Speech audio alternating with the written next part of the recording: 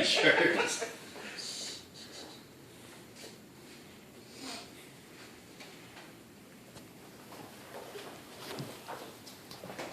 How are y'all doing tonight?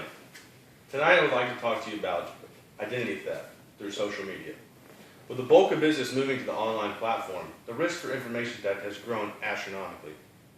Personal information theft is one of the most increasing crimes individuals face today. Do you have a friend or family member that has fallen victim to internet crime?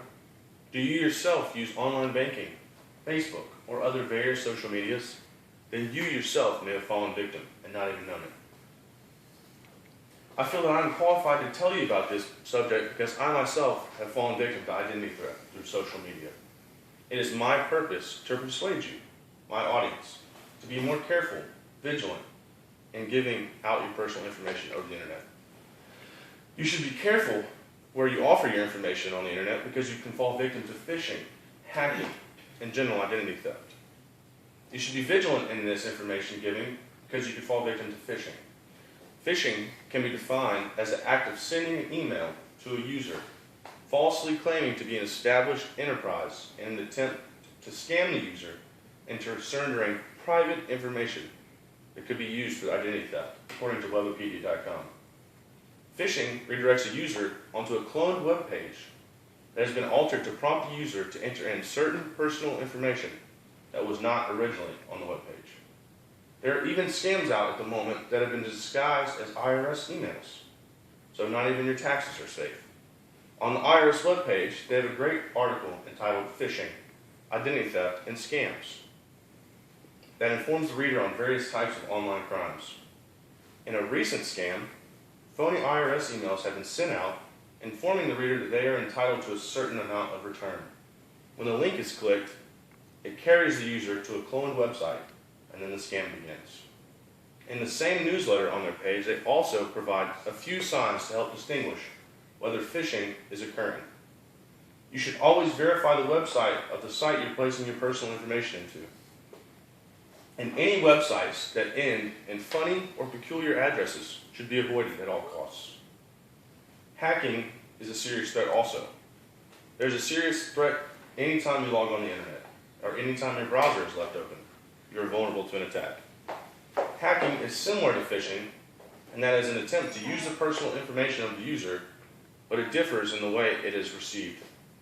According to ecommerce.com, in their article, Different Types of Hacking Activity, hackers retrieve the data of the user either by mail bombing or circumventing their protection software and acquiring this personal information. Mail bombing is also known as spamming. Spamming is, according to cert.org, when emails are sent by a user to another user in an attempt to access their personal information. They do this by sending mass phony messages in an attempt to access and gain entry into bank accounts, credit cards, and even to apply for new loans. These are just a few of the reasons why it is important to verify emails, web pages, and even web searches before giving out information over the internet. One phony email may be all it takes to wipe out your personal savings account, or even worse, your credit. With online crime skyrocketing, information theft is a leading form of it. TDBank.com has a great article titled How to Prevent Identity Theft Online. In their article, they discuss various ways to detect identity theft attempts and also how to prevent them. Password protection, online security, and email safety are some things to keep in mind when dealing with your own personal information on the internet. If you remain vigilant against these things, it will keep your awareness up and help you ward off potential attempts at stealing your personal information. According to the National White Collar Crime Center in the article Criminal Use of Social Media, they explain that thousands of times a day, phishing and hacking are used through Facebook and various other social media platforms to steal personal information. These topics have been gone over in this speech in a role that they play that is vital to identity theft.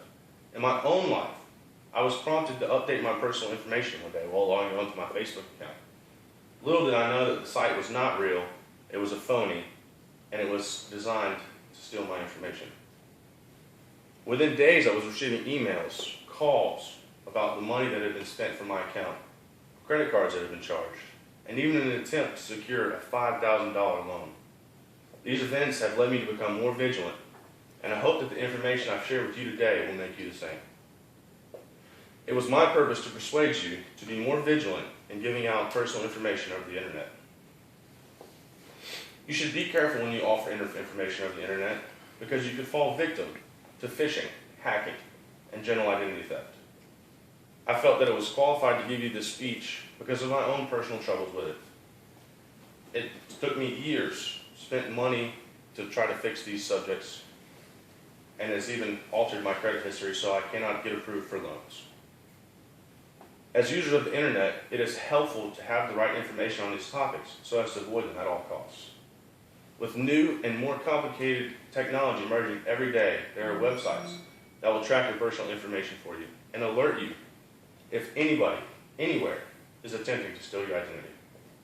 I would like to thank you for your time and your patience. Have a good night.